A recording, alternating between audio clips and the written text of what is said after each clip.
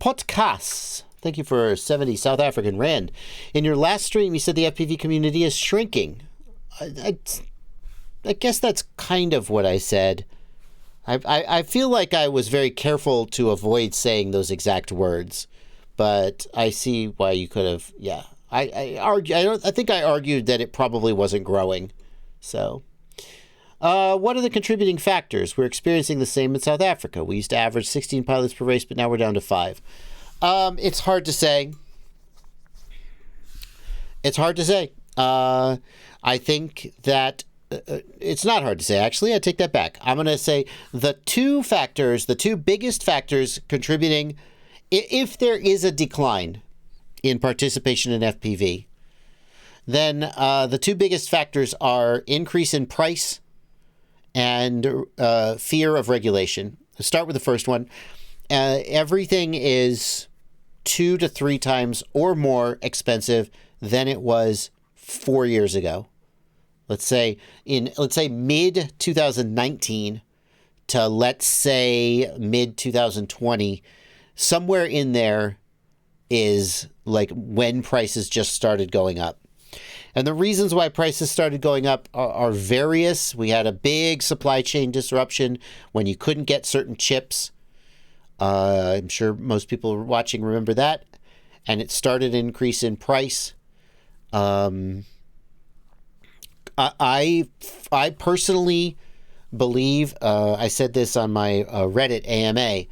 I watch a creator by the name of Perun, Perun, he is a defense logistics expert. Oh, a real exciting guy to talk to at a party. But he does these amazing 45-minute long PowerPoint presentations about military things. And one of the things he talks about is the war in Ukraine. He said that the Ukrainian Ministry of Defense announced that they were consuming 15,000 FPV drones a month. Now, I don't know if that number is accurate, and I assume his facts are accurate because he's very good fact checker. If you think about it, though, if that number is accurate, then the consumption of 15,000 drones a month by itself will drive up prices. That's how supply and demand works. The more demand there is, the higher prices go. So I imagine that that's contributing to an increase in price of hobby FPV components. Like, imagine that you are a drone manufacturer, and on a normal month, let's say you manufacture and sell 1,000 drones, which I think would be a large number for a typical, like, I think that probably the biggest guys like iFlight probably sell more than that. But I don't know. That's tough. I don't know what worldwide demand is. Let's say on a given month you produce 1,000 drones and you sell them for $300 a piece, and one day you get an order for 5,000 drones, and you're like, oh shit, I got to hire more employees. You're going to raise your price. You're going to raise your price in response to that increased demand. So prices are up, and that is driving people out. And I know that for a fact because in 2020, in spring of 2020, when everybody in America got a $1,200, well, not everybody, a lot of people got a $1,200 stimulus check. The government just dumped $1,200 in their lap and said, do whatever you want with this. And also the government said, hey, everybody, don't go to work for 2 weeks. And so a lot of people got into FPV. And I know that for a fact because the number of emails I get every day tripled in like March to May. I don't remember the exact time frame, but in spring of 2020, the number of emails I got tripled.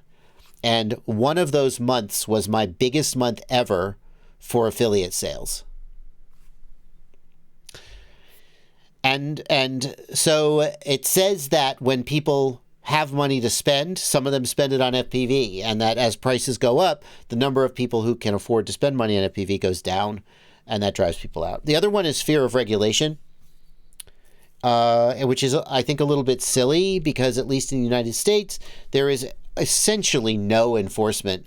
Like, for somebody like me who has a target on his back, I have to toe the line, obviously.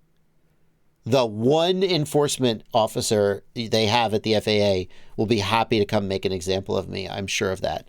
But for a typical pilot, their chances. So, like, it's funny. I said this again on the AMA. I was like, there's people who will drive 12 miles over the speed limit every day, even though cops are out there actively trying to catch them and ticket them and don't care, right? But these same people are like, oh, well, I guess the remote ID, the FAA, I guess I'm not leaving. I'm leaving the hobby. Even though the chances of actually being enforced are essentially zero. And I'm like, I don't get that.